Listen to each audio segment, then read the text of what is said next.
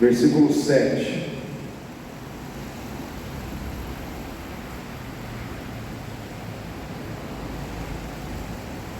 Atos capítulo 20, versículo 7. Quem achou diz amém. Amém. Vou estar lendo então nesse momento.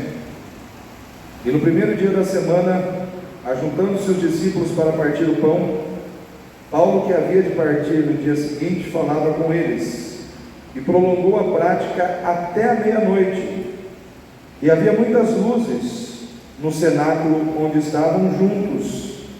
E estando um certo jovem, por nome Eutico, assentado numa janela, caiu do terceiro andar abaixo, tomado de um sono profundo que lhe sobreveio durante o extenso discurso de Paulo, e foi levantado morto.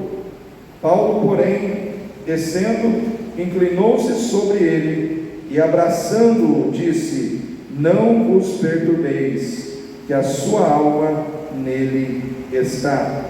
E subindo, partindo o pão e comendo, ainda lhes falou largamente até a alvorada, e assim partiu. Amém, irmãos? Você imaginou você ficar num culto onde a pregação vai até meia-noite, e aí depois da meia-noite vai até amanhecer o dia? Pois é, foi isso que aconteceu aqui. A igreja estava reunida num cenáculo, e o apóstolo Paulo estava ali pregando a palavra, e muitas pessoas se ajuntaram ali. E quando a gente vai estudar ali como aquela reunião aconteceu, alguns estudiosos dizem que os crentes estavam ali segurando, cada um ali uma candeia, ou segurando ali tipo uma vela, mas como se fosse uma candeia iluminando aquele ambiente, e o apóstolo Paulo estava pregando naquele lugar. E havia um jovem que estava sentado na janela, ouvindo a pregação. E num determinado momento, quando Paulo já tinha estendido bastante a pregação, aquele jovem dorme e ele cai, acredito que do terceiro andar, e ele cai morto. E o que acontece? Aquele alvoroço, todo mundo vai lá, e Paulo ele chega próximo do rapaz, ele abraça aquele rapaz, e ele diz: calma, gente, o espírito dele ainda está, a alma dele ainda está aqui. Paulo abraça, Paulo ora, e aquele rapaz volta à vida. E aquela reunião que poderia ter terminado como uma maneira assim trágica, ela termina de uma maneira tremenda, né? Aquilo que poderia ser motivo de tristeza se tornou ali um ambiente de mais alegria ainda, de mais fervor espiritual ainda, de modo que o que era para ir até a meia-noite acabou se prolongando, e o povo foi até de manhã cultuando a Deus. E aí, quando eu olho para esse texto, eu fico perguntando assim: qual é a igreja que Deus quer? Qual é a igreja que o Senhor quer ver na terra? E eu olho para essa igreja, eu vejo aqui uma identidade de uma igreja que o coração de Deus se agrada dela.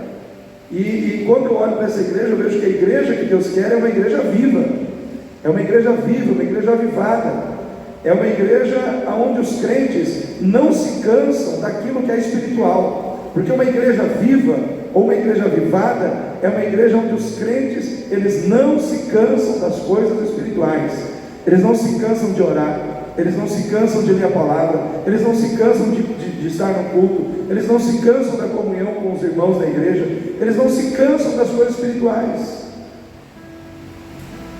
Ou seja, eles ficaram ali a noite inteira, mas todo mundo estava ali alegre, feliz, porque eles não se cansavam de estar na presença de Deus, eles não se cansavam daquilo que era espiritual.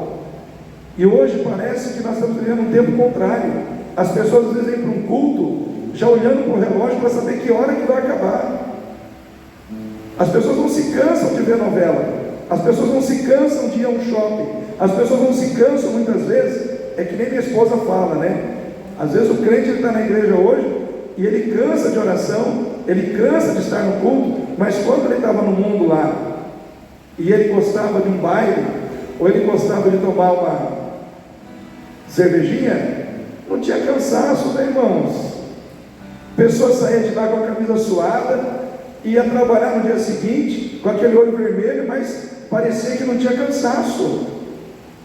Hoje parece que você fala para os crentes: vamos orar.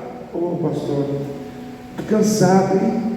Vamos à igreja. Ai, estou cansado. Irmãos, a igreja que Deus quer é uma igreja viva, onde os crentes não se cansam dEle, onde os crentes não se cansam de buscar a presença dEle, onde os crentes não se cansam de buscar estar na presença do Senhor e de se encher dEle. A Bíblia diz: não vos embriagueis com vinho, mas enchei-vos do Espírito Santo. Você tem o Espírito Santo, eu tenho o Espírito Santo, mas se encher do Espírito Santo é outra coisa. Todos os crentes batizados que aceitaram Jesus têm o Espírito Santo, mas nem todos são cheios do Espírito Santo, porque encher-se do Espírito Santo demanda uma busca, demanda, irmãos, tempo com Deus. A Bíblia diz que a boca fala que o coração está cheio. Então, quando nós nos enchemos do mundo, nós ficamos cheios do mundo. Mas quando nós nos enchemos de Deus, nós ficamos cheios de Deus. Ou seja, o conteúdo que nós carregamos faz toda a diferença na nossa vida. E a palavra de Deus nos diz que nós, irmãos, temos que olhar para aquela parábola das 10 virgens e entender que ali existe uma mensagem que é muito atual para mim e para você hoje. Que existem virgens prudentes que se enchem a sua lamparina de azeite e permanece com a lamparina acesa até o fim da caminhada, e chega no fim da caminhada, o noivo abre a porta para elas e diz: entra, porque vocês permaneceram firmes até o fim. A lamparina está acesa, né? Está cheia de óleo, então vocês têm combustível para chegar. Mas também tem as virgens imprudentes, que são aquelas que eram virgens, ou seja, estão na condição de povo de Deus, mas no meio do caminho esqueceram de encher a sua lamparina de azeite e não conseguiram chegar até o fim. Hoje eu e você precisamos encher a nossa lamparina de azeite, o azeite da fé, o azeite do amor, o azeite da presença de Deus, para que o nosso fervor espiritual não acabe, irmãos.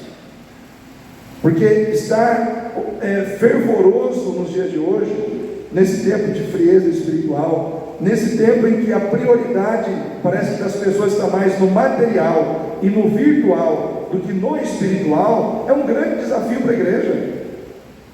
É um grande desafio para a igreja hoje, você ser um crente espiritual, quando está todo mundo no virtual, está todo mundo no celular, está todo mundo no TikTok, está todo mundo nas redes sociais, está todo mundo buscando ganhar dinheiro, porque está preocupado que precisa trocar de carro, trocar a televisão, trocar a mobília, trocar de casa, mas ninguém está preocupado com aquilo que Deus quer fazer dentro de nós, com aquilo que nós precisamos que Deus faça dentro da nossa vida.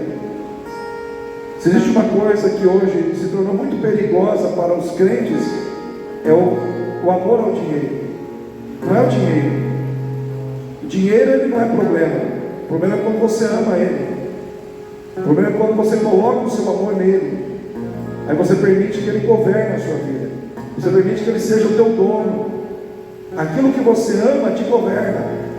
Vou repetir: aquilo que você ama governará a sua vida. Se você ama o dinheiro, dinheiro te governa. Se você ama a Deus, Deus governa a sua vida. Então nós estamos vivendo dias difíceis. Estamos vivendo dias que, na minha visão, minha humilde visão, são dias que antecedem a volta de Jesus. Aí nós vemos o que? Aquilo que foi a Bíblia, aquilo que foi profetizado na palavra de Deus. Por se multiplicar a iniquidade, o amor de muitos, o que aconteceria, irmãos? Se esfriaria. As pessoas se tornariam mais frias umas com as outras. Sabe aquele relacionamento mais frio, aquele relacionamento mais profissional, aquele relacionamento à distância? É assim que muitas pessoas estão vivendo, distantes umas das outras. A pandemia veio e disse: não pode abraçar, senão você vai contaminar, senão você vai passar doença. Aí isso parece que distanciou mais ainda as pessoas umas das outras. E nós estamos vivendo assim, nós estamos tentando quebrar isso na nossa vida. E tudo isso demanda uma busca. A igreja ela não pode se cansar das coisas espirituais.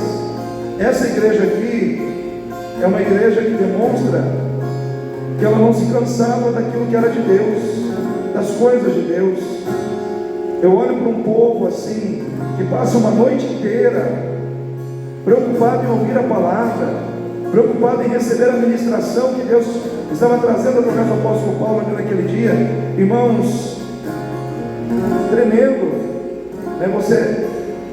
Ninguém ali, teve um jovem que dormiu, mas a grande maioria ali estava acordada, todos estavam atentos, recebendo a ministração da palavra de Deus. Eu penso que o progresso, a questão da evolução, muitas vezes ela se torna a evolução, a riqueza, o progresso, a condição do homem se sentir mais forte em si mesmo, muitas vezes acaba se tornando um problema para o homem na sua vida espiritual. Por que eu falo isso?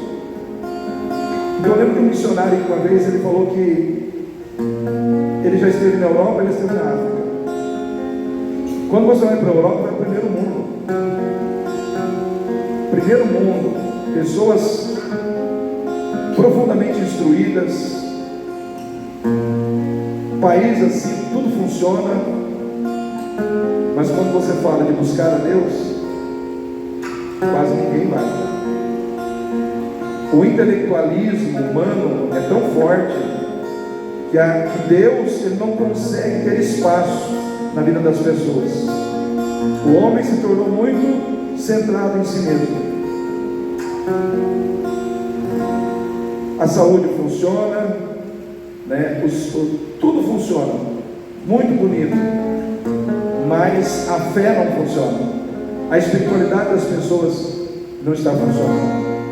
Aí ele falou: aí você vai para a África, nada funciona, o pessoal andando descalço, muita gente passando necessidade, muita gente passando fome.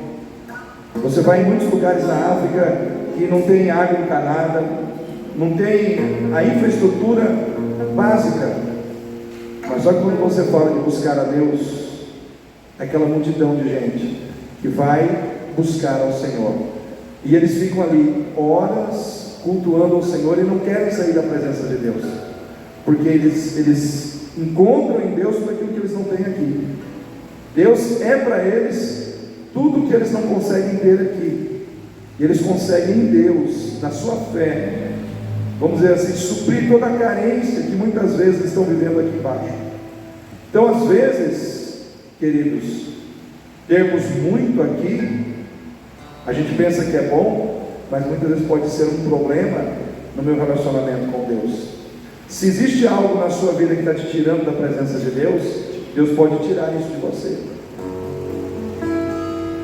Se existe algo na sua vida, por mais que seja bom, não é pecado, às vezes é uma coisa boa, mas está te roubando da presença de Deus, Deus pode tirar essa coisa boa de você, para que você possa se voltar para Ele. Quantos aqui lembram de Abraão e Isaac? Levanta a mão aí. Abraão e Isaac. Isaac era um pecado na vida de Abraão, irmãos? Sim ou não, irmãos? Isaac, o filho de Abraão, era um pecado na vida dele? Não era, era uma bênção. Sim ou não?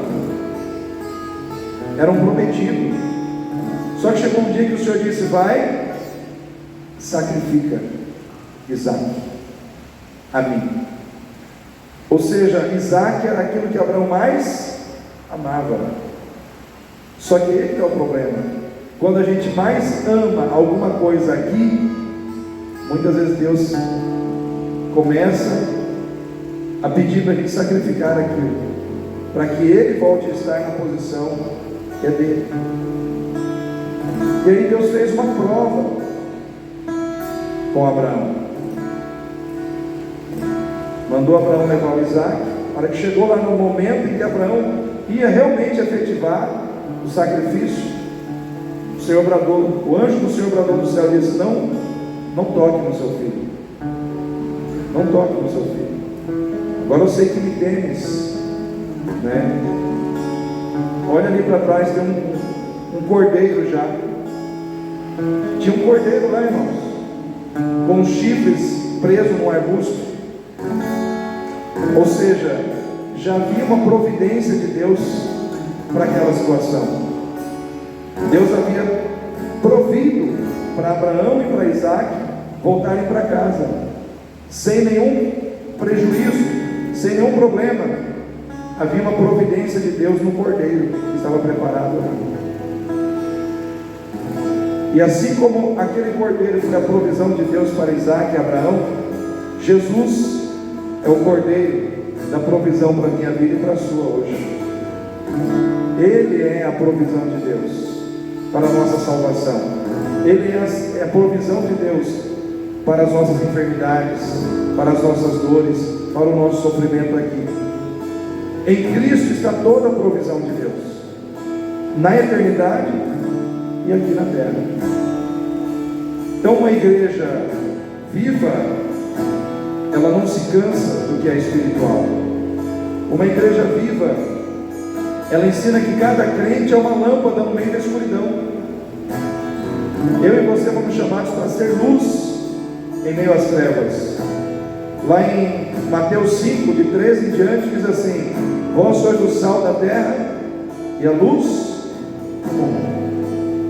Se o sal se tornar insípido, para nada mais serve, a não ser para ser jogado fora e ser pisado pelos homens.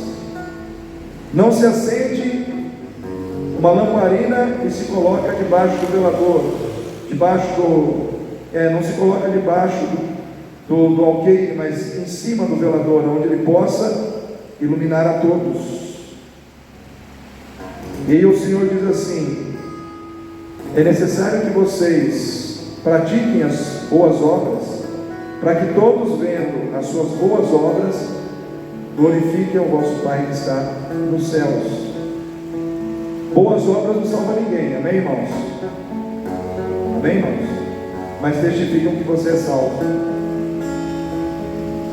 Boas obras não salvam, mas testifica que você foi salvo. Então por que nós temos que praticar boas obras? Para demonstrar que nós realmente somos salvos, que nós temos a salvação. E quando a Bíblia diz que nós somos luz do mundo, está dizendo que nós somos pessoas que, à medida que nós obedecemos a Deus, cumprimos a vontade de Deus, fazemos o que é agradável ao Senhor, praticamos as boas obras da fé, o Senhor, Ele nos coloca num lugar de destaque. Ele te coloca numa posição onde todos possam te ver. Então, quando você é luz, Deus te promove, Deus te projeta, Deus te coloca numa posição de destaque. Porque quem está servindo a Deus, o Senhor vai dar condição dessa pessoa ser influência na vida de outras pessoas. Então sirva a Deus, e Deus vai te colocar numa posição de destaque, num lugar alto, para que você possa ser um instrumento que vai com a luz que brilha em você, a luz de Cristo, a luz que representa as boas obras de uma vida transformada e regenerada em Cristo Jesus. Isso vai influenciar outras pessoas a encontrar o caminho. Assim como você precisa de uma luz, muitas vezes para entender para onde você precisa caminhar, assim é a nossa vida no mundo, irmãos. Quando nós somos luz, nós ajudamos as pessoas a encontrar Deus, porque as pessoas precisam encontrar com Deus. E quem vai ajudar as pessoas a encontrar com Deus? Eu e você, nós que estamos aqui hoje. Então, quando eu e você somos luz, nós trazemos as pessoas da escuridão para a presença de Deus. Você foi chamado para tirar as pessoas da escuridão. Então, a palavra de Deus diz que esse lugar estava cheio de luz, e os crentes ali, eles estavam iluminando aquele lugar. Eu e você precisamos iluminar lá fora, porque o mundo lá fora está em trevas. As trevas do pecado estão envolvendo as pessoas lá fora, o nosso país lá fora. É a corrupção, é a maldade, é a injustiça. E eu e você precisamos ser pessoas que, pela maneira como nós vivemos, pela maneira como nós servimos ao Senhor, nós vamos demonstrar ao mundo que é possível viver uma vida diferente da vida que as pessoas estão vivendo lá fora. Então nessa noite, Deus ele chama você a ser luz e ser sal. O sal, ele salga com o propósito de fazer diferença, mas ele também salga com o propósito de preservar valores. Então quando você é sal, você tem duas missões: fazer a diferença, vivendo de uma maneira diferente daqueles que estão vivendo sem Deus, mas também preservando os valores de Deus na sua vida. Qual que é o desafio do ser sal? Preservar quem você é em Cristo Jesus. Por isso que a Bíblia diz: se o sal deixar de ser sal, se ele perder a sua capacidade de ser sal, ele não serve para nada, ele se torna inútil. Então, se eu e você perdermos a nossa diferenciação de vida e nós começarmos a viver como aqueles que estão lá fora estão vivendo, se lá fora as pessoas mentem, a gente mente também. Se lá fora as pessoas agem com desonestidade, a gente age também. Se lá fora as pessoas falam mal dos outros pelas costas, a gente fala também. Ou seja, não tem diferença. Nós começamos a perder a nossa identidade em Cristo Jesus. Então nós precisamos ser luz para que as pessoas que estão nas trevas possam também entender que é possível viver diferente em Cristo Jesus. Que é possível ser feliz fazendo o bem, fazendo o que é certo, servindo a Deus. E servir a Deus no mundo onde aquilo que é errado, vamos dizer assim, é colocado como normal, né? Você precisa ter muita coragem para andar na contramão daquilo que as pessoas estão vivendo. Então hoje, eu e você precisamos ser luz, iluminar o mundo com a luz de Cristo. A igreja viva é aquela também que abraça os mortos com amor, para que Deus possa restaurá-los. A igreja precisa abraçar quem está morto, para que essas pessoas possam ser restauradas pelo poder de Deus.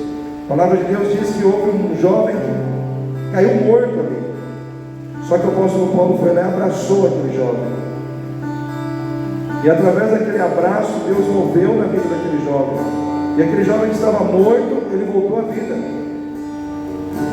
E a Bíblia fala que houve muitas restaurações tremendas na Bíblia através de um abraço.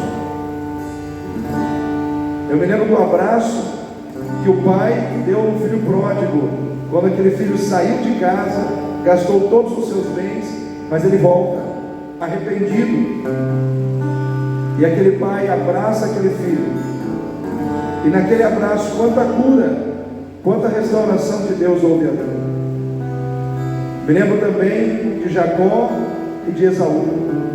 A palavra de Deus nos diz que Jacó saiu de casa fugido de Esaú, porque ele havia, vamos dizer assim, se passado por Esaú, colocou uma pele de cabra sobre o seu corpo para que o seu pai pudesse abençoá-lo, usou de engano, e ele teve que fugir da fúria, da ira de Esaú. Passaram-se os anos, e eles tiveram que se encontrar de novo. E Jacó tinha aquele medo: como que meu irmão vai reagir? Só que o tempo passou, Deus trabalhou no coração de Esaú, trabalhou no coração de Jacó. Eles já eram homens maduros, que aprenderam a deixar para trás as mágoas, os ressentimentos do passado. E quando eles se encontraram, houve um abraço, e eles choraram, e ali houve cura, ali houve restauração. E assim, irmãos, aconteceu em muitos momentos, aconteceu aqui. E a igreja hoje ela precisa abraçar quem está caído. A igreja viva é aquela que não despreza quem está no chão. mas olha com graça e com misericórdia para quem está caído e diz: vou te levantar. Quantas pessoas estão caídas hoje? Será que tem alguém caído hoje dentro da sua casa que precisa ser levantado? Será que existe alguém na sua família hoje que precisa ser abraçado e ser levantado novamente? Será que existe alguém próximo a você, que talvez trabalhe com você e que está no chão e que precisa que alguém abrace, levante, mas seja aquele abraço de Deus, aquele abraço que vem com amor, com poder, com graça? Irmãos, nós como igreja precisamos fazer isso. Existem pessoas que estão caídas, mas que podem ser levantadas pelo poder de Deus. Amém? Amém, irmãos? O poder de Deus levanta as pessoas, sim ou não? Levanta. Então nessa noite, coloque no seu coração ser alguém que Deus vai poder usar dessa maneira para levantar pessoas que estão caídas.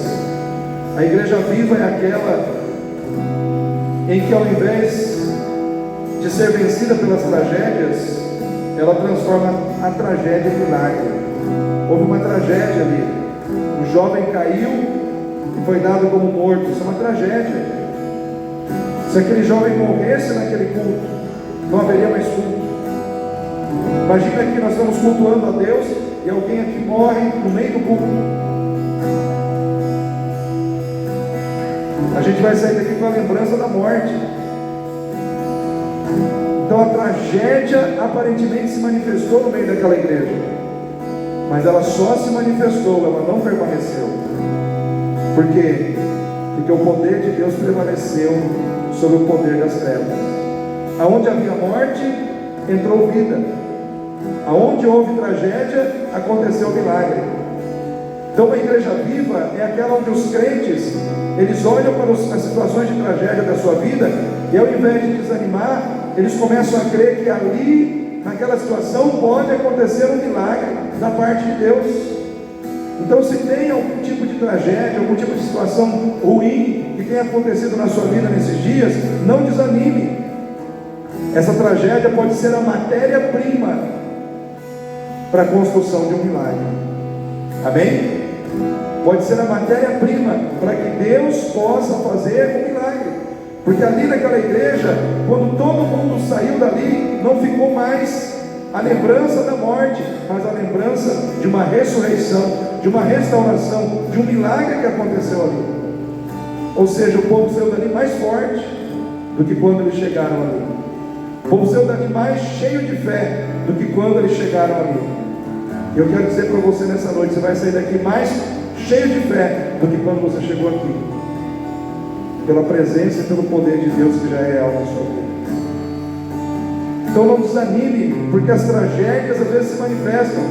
Às vezes elas se manifestam para que Deus possa, em cima delas, fazer um grande milagre acontecer. Quantos lembram de Daniel na cova dos leões? Quantos lembram aí? Aquilo ali foi uma tragédia para Daniel. Ele não fez nada de errado. Ele não fez nada de errado para estar naquela cova. Armaram contra ele, maquinaram contra a vida dele. Os sátrapas, que eram uma espécie de cargo de governo que havia naquela época, por ciúme, por inveja, armaram contra o Daniel. Fizeram o rei assinar um edito para que ninguém orasse a nenhum Deus durante 30 dias. E é óbvio que Daniel não ia parar de orar. Daniel preferiu ir para a cova dos leões do que ficar um dia sem orar. Sabe o que é isso, irmãos? Intimidade com Deus. Eu posso ir para a cova, mas eu não vou deixar de orar um dia. Eu não vou deixar de buscar o meu Deus um dia. E ele buscou o Senhor. E qual foi o preço que ele pagou? Foi preso.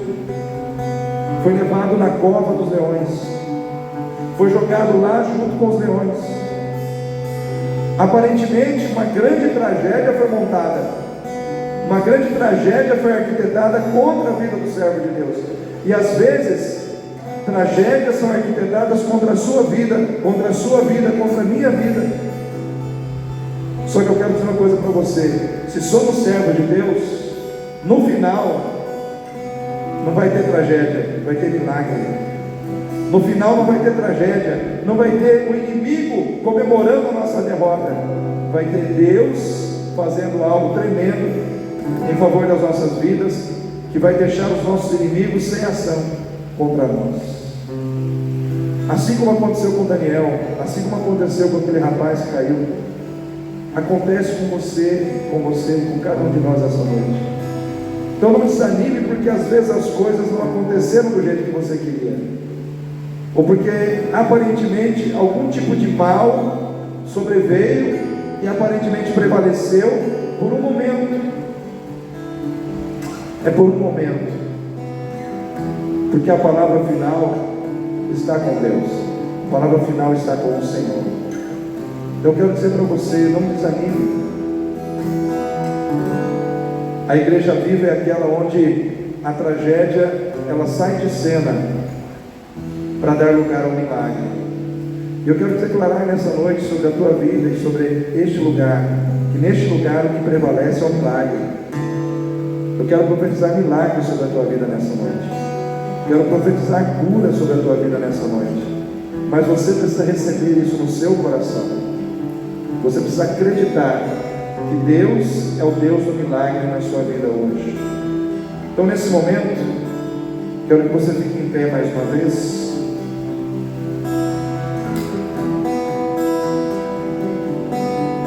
Nós vamos estar cantando alguns cânticos, em seguida você vai vir aqui. Eu vou estar orando por você, eu vou estar orando pela tua vida. Se você entendeu quem é o teu Deus, o Senhor vai te visitar aqui nessa noite, Ele vai tocar na sua vida nessa noite. Não somente creia,